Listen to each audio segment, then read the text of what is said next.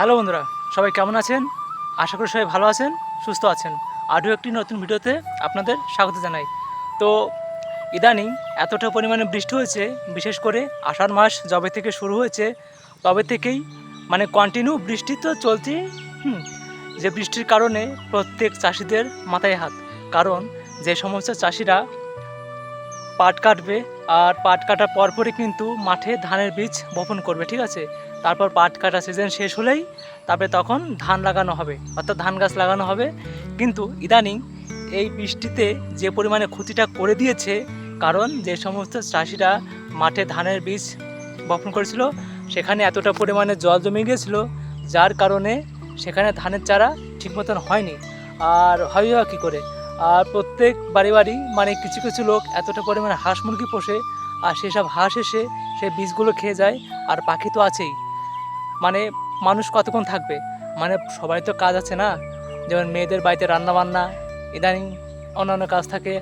আর আমাদের মতন যারা আছেন তারা তো পাট কাটতে হবে। আর যে বৃষ্টি হয়েছে, যেখানে আমরা পাট কাটছি, পাট কেটে আমরা গাদা দিয়ে টানতে টানতে খাল বিলে নিয়ে যাচ্ছি। এবছর আর মাথায় করে টানতে হয়নি, কারণ পাট মাথায় করে টানতে যে পরিমাণে কষ্ট হয়। আর একদিক থেকে ভালো হয়েছে, ঘোড়া, এই ঘোড়ার গাড়ি আলাদা আবার একটু লস হয়েছে, কারণ তবে এই বছরে ঘোড়াগুলো কিন্তু বেঁচে গিয়েছে, ঠিক আছে? আর যারা ঘোড়া চালায় যে পরিমাণে বোঝা সাজায়, আর ঘোড়াদের প্রচণ্ড পরিমাণে কষ্ট হয়, ঠিক আছে? যার কারণে তারা ঘোড়ার গাড়ি চালায়। এবার তাদের কোনো ইনকাম সোর্স বন্ধ আপাতত এই বছরের জন্য।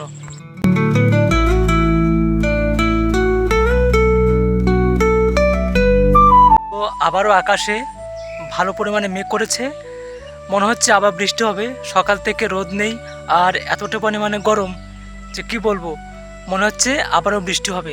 আবার যদি ঘন ঘন বৃষ্টি হয়, যে কি পরিমাণে ক্ষতি হয়ে যাবে শুধুমাত্র আমরাই বুঝি।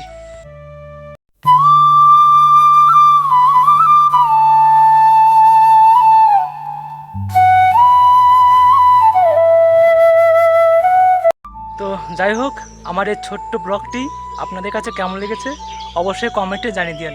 কেমন? সবাই ভালো থাকবেন ও সুস্থ থাকবেন। টাটা।